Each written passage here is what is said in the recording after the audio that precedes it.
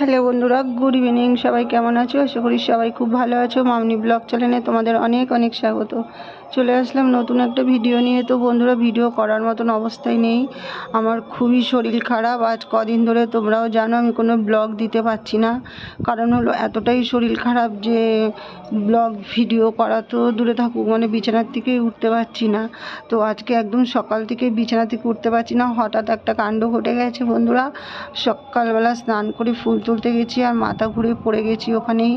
আর খুব শরীর খারাপ, সারাদিন উঠিনি। তো এখন তোমাদের দাদাভাই বলছে ডাক্তারখানায় নিয়ে যাবে, তো তার জন্য রেডি হতে চলে এসেছি। আর মাথাটা এত ঘুরছে। সকালে প্রেশার মাপা হয়েছে, প্রেশার প্রচণ্ড হাই হয়ে গেছে।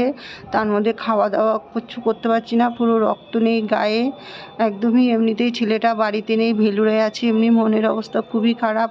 কালকে রাত্রেবেলা খবর পেয়েছিলাম ছেলেটার খুব শরীর খারাপ। নার্সিংহোমে নিয়ে যাওয়া হয়েছে আমার ছেলেকে। তার মধ্যে মনটা এত খারাপ, সারা রাত্রি এমনি ঘুমায়নি। ওই চিন্তা করতে করতেই সারা রাত ছিলাম। তার মধ্যে সকালবেলা উঠে স্নান করে আর ফুল তুলতে গিয়েই ঘটনাটা ঘটলো আমার এরকম। হঠাৎ করে তো রেডি হয়ে, তোমার দাদা ভাইয়েরও খুব শরীরটা খারাপ, পায়ে হাঁটুতে ব্যথাতেই একসাথেই সবাই মিলে ডাক্তারখানায় যাব। তো আমার সঙ্গে আমার ছেলে যাবে, তোমাদের দাদা ভাই যাবে, আর কাকুলি যাবে, আর আমি যাব।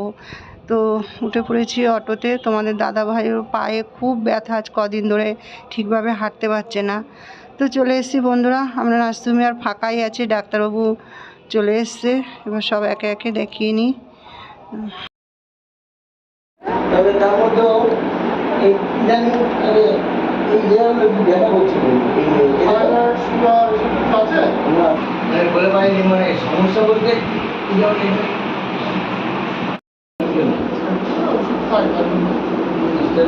ভাই আর ওই কেমিক্যালে এই ডাক্তার ওটা আমারও হয়।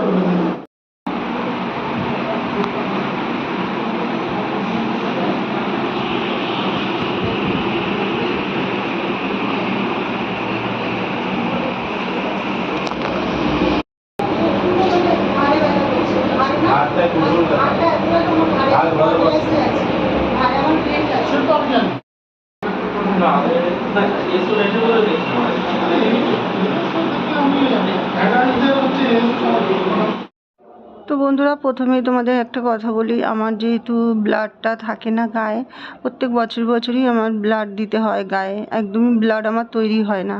তো এটা হয়তো তোমরা জানো না, আমার আগের কোনো ব্লগে তোমাদের বলতে পারিনি।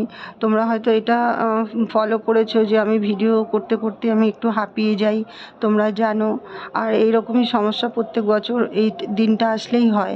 তো এই সময় আমার ব্লাডটা দিতে হয় গায়ে। তো ব্লাডটা পরীক্ষা করা হলো, কতটা ব্লাড আছে সেটা দেখার জন্য। আর গ্রুপটাও বার করবে, এমনি ব্লাড গ্রুপ কি সেটা আমাদের জানা আছে, তবুও ব্লাড গ্রুপটা জানার জন্য ব্লাডটা নেওয়া হলো। তো হয়ে গেল, ডাক্তার দেখানো কমপ্লিট। তোমার দাদাভাইকেও ওষুধ দিল, ওষুধগুলো খাওয়ার পর যদি ঠিক না হয় তাহলে একটা এক্সরে করতে বললো।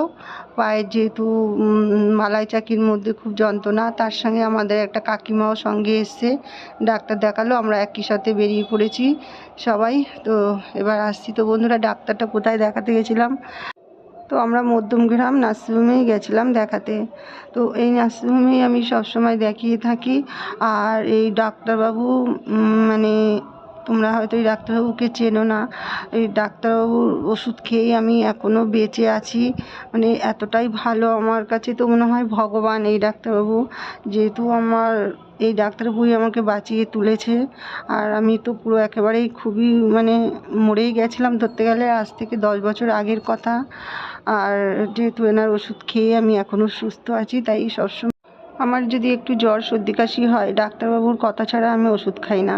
ডাক্তারবাবুকে ফোন করে আগে বলি কী ওষুধ খাবো, তারপরেই আমি ওষুধ দেয় তখনই খাই। কেননা বাইরের ওষুধ কিনে খাওয়া আমার একদমই বারণ আছে। বাইরের কোনো ওষুধ আমি কিনে হুট করে যে শরীর খারাপ হলে ওষুধ কিনে খাবো সেরকম বারণই আছে। তার সাথে কাকুলিও এসেছিলো। কাকুলিরও যেহেতু খুব শরীরটা খারাপ, কাকুলিরও পিঠে ব্যথা, আজ কদিন ধরে পিঠে ব্যথায় উঁচু নিচু হতে পারছে না। যেহেতু আমি অর্থোপেডিক ডাক্তার দেখাবো, তাই কাকুলিও সঙ্গে আসলো, ও ডাক্তার দেখিয়ে নিল। মানে রোগ ছাড়া আর কারোই নেই বন্ধুরা, সবারই একদম রোগ। জানি না হয়তো আজকে ভিডিওটা করেছি, কালকে তোমাদের ভিডিও দিতে পারবো কিনা বলতে পারছি না।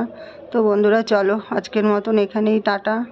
সবাই ভালো থেকো, সুস্থ থাকো। ভালো থাকলে অবশ্যই ভিডিও আনবো তোমাদের সামনে। চলো, টাটা।